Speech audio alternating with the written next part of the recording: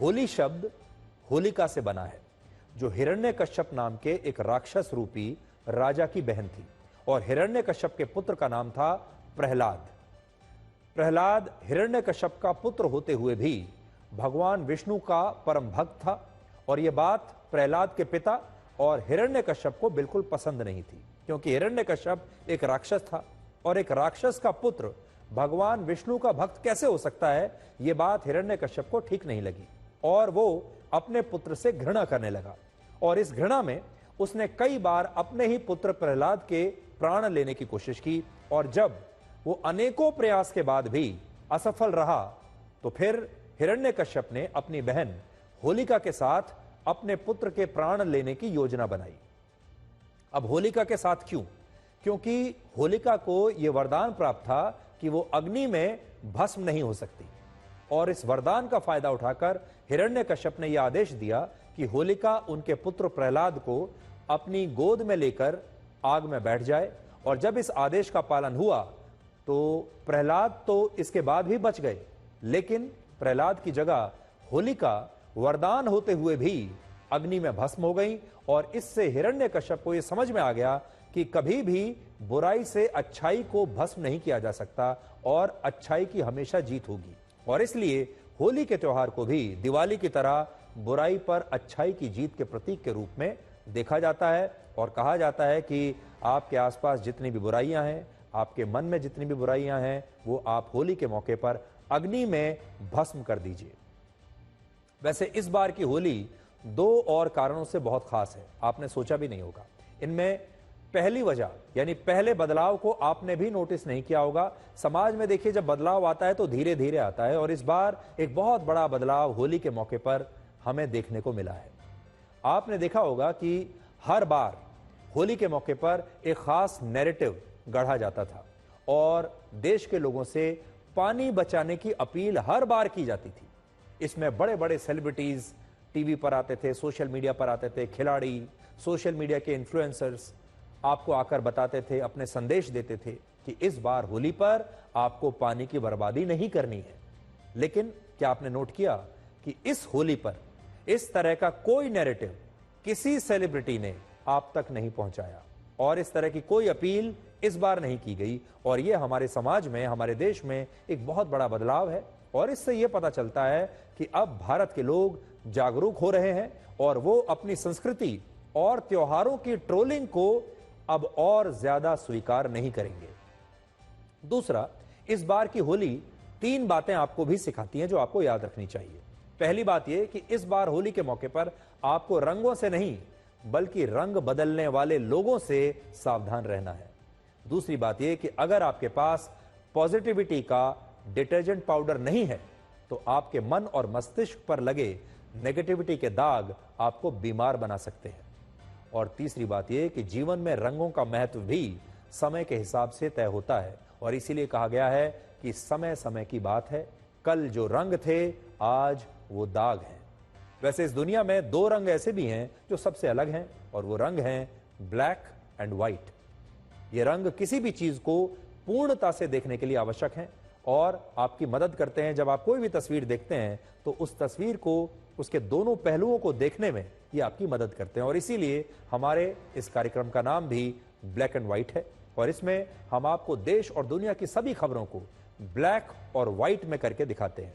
इसीलिए हमारी आपको आज ये सलाह है कि आपके आसपास जो भी कुछ हो रहा है उसे आप ब्लैक एंड व्हाइट में देखना शुरू कीजिए ताकि आपको हर तस्वीर, हर स्थिति ठीक से समझ में आए। अब हम आपको राजनीति के रंगों के बारे में बताते हैं और यह भी बताएंगे कि क्या कांग्रेस के पास इस बार लोकसभा के चुनाव लड़ने के लिए भी पैसा नहीं बचा है। कांग्रेस पार्टी का आरोप है कि आयकर विभाग ने उसके बैंक अकाउंट्स को फ्रीज कर दिया है, जिसकी वजह से पार्टी लोकसभा के चुनाव में प्रचार नहीं कर पा रही है और शायद यही कारण है कि इस बार की जो होली है वो कांग्रेस के लिए भी बड़ी सूनी सूनी रही होगी और कांग्रेस के लिए ये होली एक तरीके से ब्लैक एंड व्हाइट बन गई। राहुल गांधी ने तो यहां तक दावा किया है कि कांग्रेस पार्टी के बैंक खाते फ्रीज होने से उनकी पार्टी के नेता फ्लाइट तो दूर, अब ट्रेन की टिकट भी नहीं खरीद पाएंगे और ट्रेन से भी सफर करके एक राज्य से दूसरे राज्य चुनाव प्रचार के लिए भी नहीं जा पाएंगे। और राहुल गांधी ये भी कह रहे हैं कि मोदी सरकार ने लोकतंत्र को फ्रीज कर दिया है। यानी वो कहते हैं कि मोदी सरकार ने कांग्रेस पार्टी के बैंक खाते सील नहीं किए, बैंक खाते फ्रीज नहीं किए, बल्कि उन्होंने लोकतंत्र को फ्रीज कर दिया है। आज बताते हैं आपको सच्चाई क्या है। हकीकत यह है कि इस मामले में जब कांग्रेस हाई कोर्ट गई तो हाई कोर्ट से भी उसे राहत नहीं मिली और हाई कोर्ट ने कांग्रेस पार्टी की उस याचिका को खारिज कर दिया जिसमें टैक्स की रीअसेसमेंट प्रोसीडिंग्स को चुनौती दी गई थी। इसके अलावा यह भी पता चला है कि कांग्रेस पार्टी के देश भर में 100 से ज्यादा बैंक अकाउंट्स हैं और यह बात पूरी तरह से गलत है कि आयकर विभाग ने इन बैंक अकाउंट्स को भी फ्रीज कर दिया है। इसका मतलब यह है कि कांग्रेस के पास अभी भी पैसा है। सच्चाई यह है कि दिल्ली के 5 बैंकों में कांग्रेस पार्टी के 11 बैंक अकाउंट से टैक्स के बकाया भुगतान की रिकवरी की गई है और इन 11 बैंक अकाउंट्स को भी फ्रीज नहीं किया गया है। जबकि पिछले हफ्ते सोनिया गांधी, राहुल गांधी और मल्लिकार्जुन खड़गे ने एक साथ मिलकर प्रेस कॉन्फ्रेंस की देश के सामने और बताया, यह आरोप लगाया कि कांग्रेस के बैंक अकाउंट्स मोदी सरकार ने आयकर विभाग के जरिए फ्रीज करवा दिए हैं। This issue effects not just the Indian National Congress. It impacts our democracy itself most fundamentally. A systematic effort is underway by the Prime Minister to cripple the Indian National Congress financially. ये criminal action है Congress party के खिलाफ और हिंदुस्तान के लोकतंत्र के खिलाफ, और ये क्रिमिनल एक्शन हिंदुस्तान के प्रधानमंत्री कर रहे हैं। This is not freezing of the Congress party's bank accounts. This is the freezing of Indian democracy. That is what is happening here. Okay, so we are unable, as the biggest opposition party, we are unable to take any action. There is no action we are able to take. We cannot send our leaders anywhere. We cannot book advertisements. We cannot do anything. ये 18वीं लोकसभा का चुनाव जो हो रहा है, इसमें हम सब देख रहे हैं, ये कुचल रहे हैं, सप्रेस कर रहे हैं और हमको चुनाव लड़ने के स्थिति में वो नहीं छोड़ना चाहते। नई वेब सीरीज है जिसका नया सीजन आया है, जिसका नाम है महारानी। बिहार की राजनीति पर यह वेब सीरीज आधारित है और अभी इसका एक नया सीजन पार्ट 3 आया है, सीजन 3 आया है।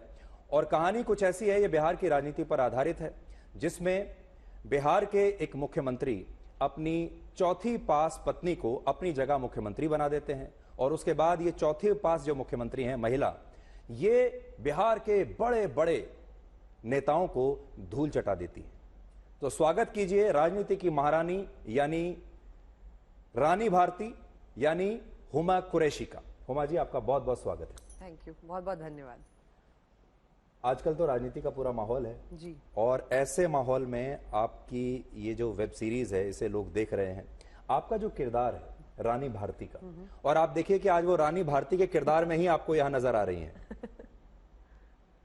ये जो किरदार है, ये कई बार ऐसा लगता है कि राबड़ी देवी से इंस्पायर्ड है, कई बार ऐसा लगता है जयललिता या फिर मायावती से इंस्पायर्ड है, या फिर हो सकता है ममता बनर्जी से भी। तो ये आपका किरदार किससे इंस्पायर्ड है? सभी से है और किसी से भी नहीं है। आई थिंक रानी भारती जो है वो हिंदुस्तान का जो कॉमन मैन है उससे इंस्पायर्ड है। I think her common man के अंदर एक ख्वाहिश होती है, एक भावना होती है कि एक बार हमको सत्ता देके देखो तो हम दुनिया बदल देंगे और जो जितने समाज में जितने भी जो भी खराब चीज़ें हैं उसको ठीक कर देंगे। तो आई थिंक कहीं ना कहीं जो राइटिंग है उससे बहुत ज़्यादा इंस्पायर्ड है। आई डोंट थिंक जो सुभाष कपूर है या सोनी लिव वाले हैं उन्होंने किसी स्पेसिफिक पॉलिटिशियन को दिमाग में रख के ये बनाया था।